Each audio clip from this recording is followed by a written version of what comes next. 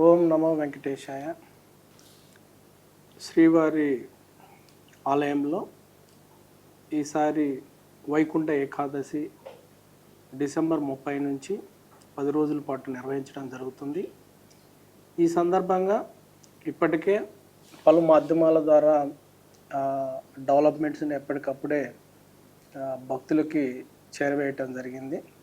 ఇంకా కొన్ని రోజుల్లోనే ఉండటం వలన ఇప్పటికీ చేసిన ఏర్పాట్లతో పాటు అలానే భక్తులు కూడా కొంతవరకు ఏం పాటించాలని కూడా చెప్పడం జరుగుతుంది. ఇప్పటికే అన్ని ఏర్పాట్లు పూర్తి స్థాయిలో చేయటం జరిగింది. ముఖ్యంగా భక్తులకి ఫస్ట్ 3 రోజులు ఆన్లైన్ సిస్టమ్ ద్వారా కొత్త పద్ధతి ద్వారా టికెట్లు కేటాయించడం జరిగింది.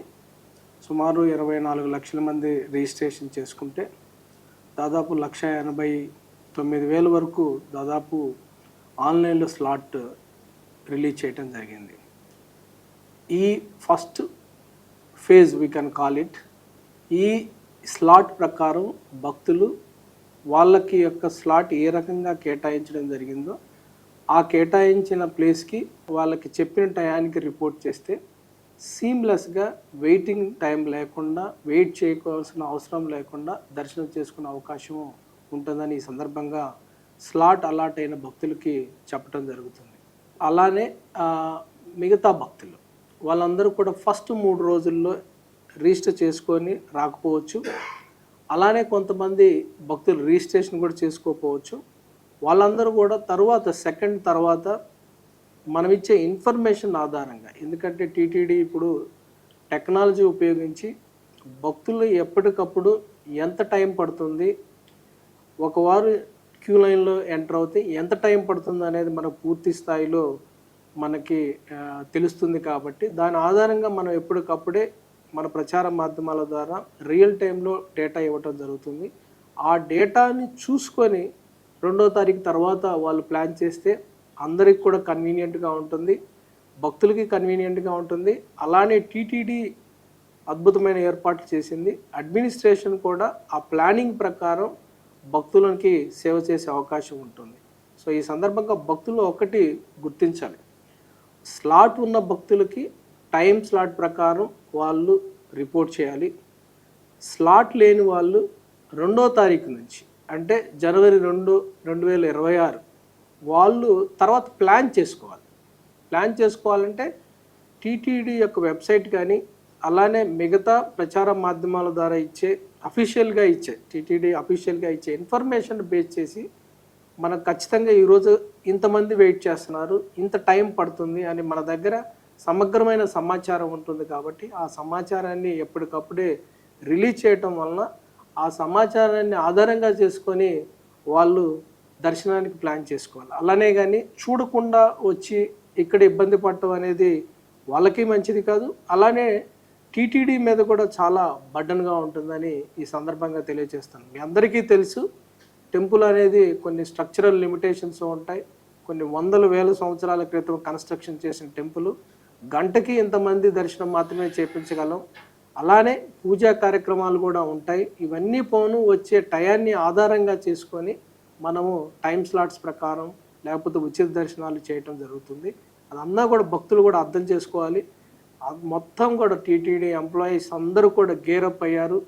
రకరకాలుగా వాళ్ళు సెన్సిటైజ్ చేయటం జరిగింది. వాళ్ళ యొక్క వృత్తిలో ఇప్పటికే నిష్ణాతులై ఉన్నారు. వాళ్ళు కూడా పరిస్థితులకు అనుగుణంగా యాక్టివ్గా రోల్ ప్లే చేసి భక్తుల సేవలో తరిస్తూ ఉన్నారు. భక్తులు కూడా అందుకు సపోర్ట్ చేయాలి. వాళ్ళు అర్థం చేసుకోవాలి మనకున్న టైం ఎంత, ఆ టైంలో దర్శనానికి వచ్చే టైం అంతా, దర్శనానికి వచ్చే టైంలో ఎంతమంది ఎంతమంది దర్శనం చేయించగలము అనే దాన్ని బట్టి ఎప్పటికప్పుడే మన బులెటిన్ రిలీజ్ చేసి దాని ద్వారా వాళ్ళు 2వ తారీఖు తర్వాత దర్శనానికి ప్లాన్ చేసుకోవాల్సిందిగా ఈ సందర్భంగా తెలియజేయటం జరుగుతుంది. ఇది దర్శనానికి సంబంధించి అయితే మిగతాది అన్నప్రసాదాల గురించి ఇప్పటికే పూర్తి స్థాయిలో అన్నీ కూడా సమకూర్చుకోవడం జరిగింది.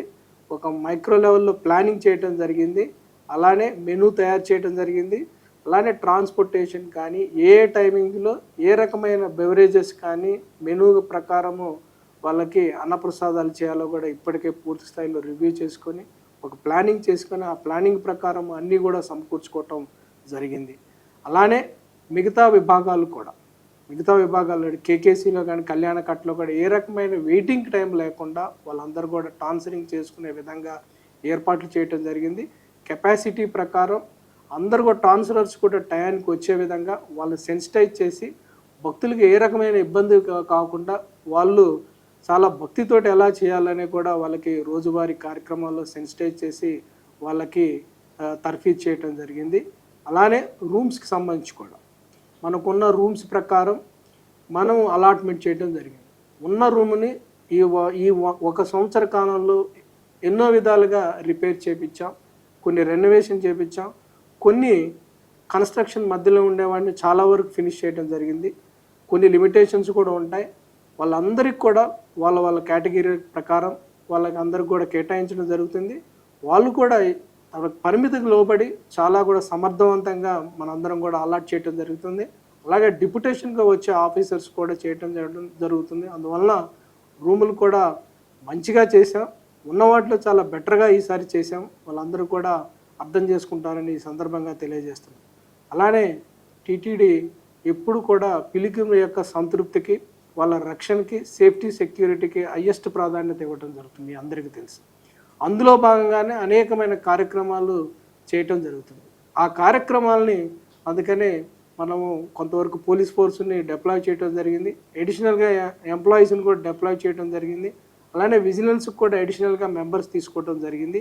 వీళ్ళందరూ కూడా పిలిగ్రిమ్ యొక్క ప్రయోజనాలను దృష్టిలో పెట్టుకొని అక్కడక్కడ పోస్ట్ చేయటం కానీ, రెగ్యులేట్ చేయటం కానీ, గైడ్ చేయటం కానీ జరుగుతుంది.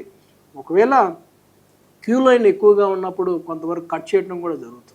ఎందుకంటే ఆ రోజు ఎంతవరకు దర్శనం చేయించగలమో అంతవరకే చేయించగలం కాబట్టి అది అన్నీ కూడా భక్తులు అర్థం చేసుకుంటారని ఈ సందర్భంగా తెలియజేస్తున్నాను. ఈ విధంగా అన్ని రకాలుగా కూడా టీటీడీ క్యూ మేనేజ్మెంట్కి సంబంధించి కానీ, మిగతా కానీ, లేకపోతే ట్రాన్స్పోర్టేషన్కి సంబంధించి కానీ, అలానే శానిటేషన్ కూడా అత్యధిక ప్రాధాన్యత ఇచ్చి అడిషనల్గా మెంబర్స్ని కూడా డిప్లాయ్ చేసుకోవటం జరిగింది. అన్ని విభాగాలు కూడా ఎంపవర్ చేసుకొని, అడిషనల్ మ్యాన్ పవర్ తీసుకొని, అడిషనల్గా ఎక్విప్మెంట్ను కూడా డిప్లాయ్ చేసుకొని, అన్ని విభాగాలు కూడా కోఆర్డినేట్ చేసుకుంటూ చాలా సమర్థవంతంగా నిర్వహించడానికి ఒక మ్యాక్రో లెవెల్ ప్లానింగ్ కూడా చేసి దాని ప్రకారము ఇప్పటికీ అన్ని మీటింగ్స్ చేయడం జరిగింది. అన్ని రకాలుగా కూడా సెట్ కాన్ఫరెన్స్ల ద్వారా కానీ ఇన్ఫర్మేషన్ ఫ్లో కూడా ఫ్రీ ఫ్లో ఉండే విధంగా కూడా కమ్యూనికేషన్ సిస్టాన్ని కూడా బిల్డ్ చేయడం జరిగింది. అదేవిధంగా ఈసారి టెక్నాలజీని కూడా లార్జ్ స్కేల్లో ఉపయోగించుకోవడం జరిగింది. టెక్నాలజీ మనకి AI enabled integrated command control centre కూడా బిల్డ్ చేయడం జరిగింది.